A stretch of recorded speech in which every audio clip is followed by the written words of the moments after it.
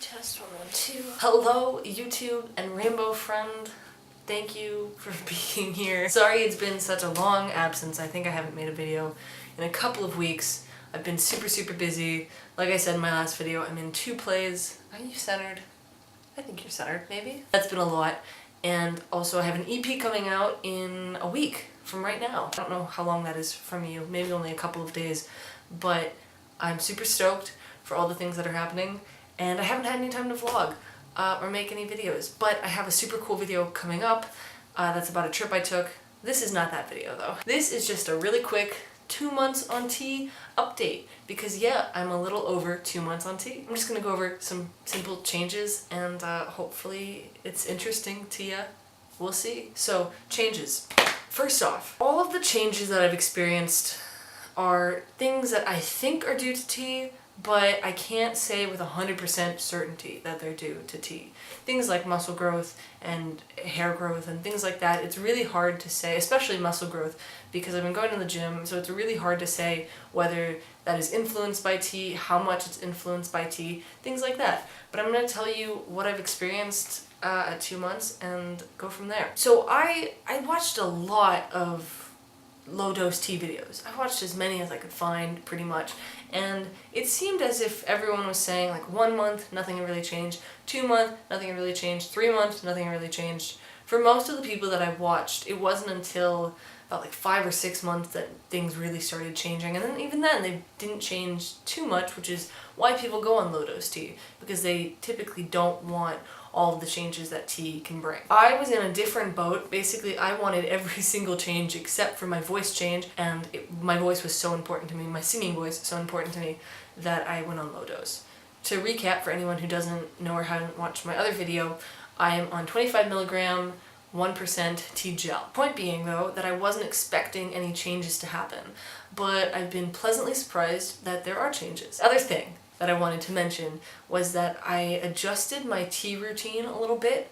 Basically, when I was looking up information long ago about low dose tea, I read somewhere that if you put lotion on your body after you put on tea, it will increase the absorption. I didn't think I would want to go on a higher dose though, or have higher absorption. I really wanted to start out low and just see how it went. A month, a little over a month into being on tea, I thought, you know, I really would like to see more changes. Maybe I should up my dosage, or maybe do an every other day kind of dosage where I took full dose one day, low dose the other, full, low, things like that.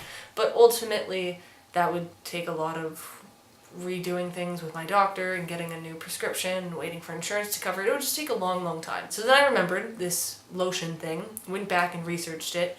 Turns out, and this is just what I've read, so I'm not 100% sure on this, but it seemed legit to me. About 10% of the gel that you put on your body gets absorbed, and the other bit is, I don't know, doesn't. If you put on lotion on top of the tea gel, about, like, I don't know, an hour, it said, after you put on the tea gel, but honestly, I just put it on kind of whenever it's convenient afterwards. No more than an hour though. Sometimes 20 minutes after, sometimes if it has to be, it's like 5 minutes after, as long as the gel dries. But anyway, if you put on lotion on top of where you put on the gel, it will increase absorption 15%. So I thought, worth a try, I want to see what it does, and I definitely feel like it has increased my tea. That said though, I'm also really biased because I want to see increase and I want to see changes. So I'm definitely looking for them.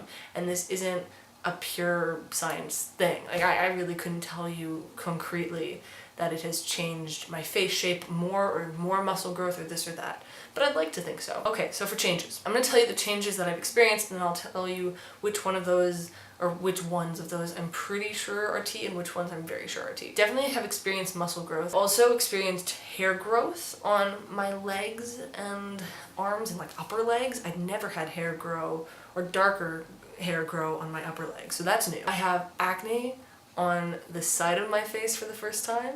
I know it doesn't look very bad, or I hope it doesn't look bad here. Yay, makeup. Without makeup, there's more acne on my face than there had been in a very long time, and in places that it's never been before. Growth, I have experienced more, but it's kind of all I'm going to say about it. I did find someone who's on low dose tea who talks a lot about their bottom growth, and I'm not super comfortable talking about it online, but I'm super jazzed that they are. Jazz is a weird word for this topic. It's just great that it exists. So if you want to know more information about what to expect bottom growth wise, I'm going to link their video in the description.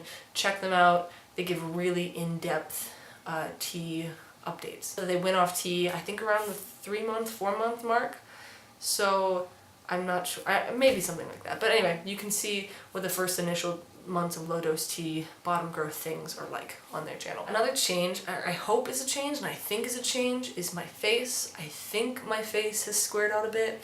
When I look at pictures of myself pre-tea, I can really see a pre-tea person now, which is, you know, like mixed, honestly. I don't love that I look at old photos and think like, and see those things about myself now that I didn't used to see, but you know, so it goes. I guess that's just how dysphoria moves. I have definitely experienced more hunger, and I'm pretty sure that's related to tea. Appetite, I can't say again, is related completely to tea. But I think it is. I really do. It didn't happen until about a month on tea, and then it really spiked up. And yeah, that's kind of it, I think. That's about all for my changes. Changes that I haven't experienced. I haven't been more or less emotional. I haven't been super smelly. That's a thing that people do on tea. They get really smelly. I've been fine. I smell great. More tired, less tired, more energetic, less energetic. None of that's changed. I feel pretty much exactly the same. In terms of passing, I pass maybe a tiny bit more than I used to. I used to say I passed about 50% of the time. But looking back, I realized that I probably passed about 30 to 40% of the time, and now I pass about 50% of the time. The thing with low dose tea, and the reason a lot of people go on it, is because you probably will not ever pass all the time as male if you're on low dose tea. Maybe. I mean, it depends on who you are. But there are a lot of changes that come with being on a full dose that you don't get from being on a low dose. Like a beard, probably will never get a beard. Or like my voice changing. Speaking of, I'll cover that next. There's not too much to cover on that front, but I'll talk about that next. I definitely don't pass all the time, and I knew going on low dose tea would not make me pass constantly, all the time, every encounter I have. However, I was really hoping, and I'm still hoping, that eventually I'll get to the point where I'm either passing as male or I look too androgynous for people to miss and ma'am and she. Unfortunately, I'm not there yet, and so I still do get missed and ma'amed a good bit, but, you know, so it goes. It's only month 2, so I'll keep you posted, and hopefully at some point I can hear she in regards to myself a lot less. And the last change I'll talk about is vocal change. The whole reason I went on low dose tea was to not get vocal change. I have had maybe a little bit. I think my voice is a little bit lower, my speaking voice. I used to push my speaking voice to be a little bit lower, and now it's pretty natural at this area, and I like it here. I think it's good. I think my singing voice hasn't changed too much. It maybe cut off a tiny bit at the top and a tiny bit more added on the bottom, but I don't really think it's been tremendously changed as of yet. It is only month 2. But I will say I am more open now to it changing than I was when it started, because the changes that have happened so far I really liked. I think there's a little bit more depth to, not like, it doesn't sound tremendously deeper, but there's a little bit more depth to it than there was before. But that has been true for a while. If you compare my 19-year-old pre-tea voice to my 21-year-old pre-tea voice, they are very different, and my 21-year-old voice has a lot more depth to it. So I'm okay with that change. I'm okay if it continues to deepen. I'm just kind of open to seeing what happens as of now, and yeah, we'll see where this goes. I think that's it for changes, yeah. Alright, cool. Well anyway, that's month 2. I'll keep you posted.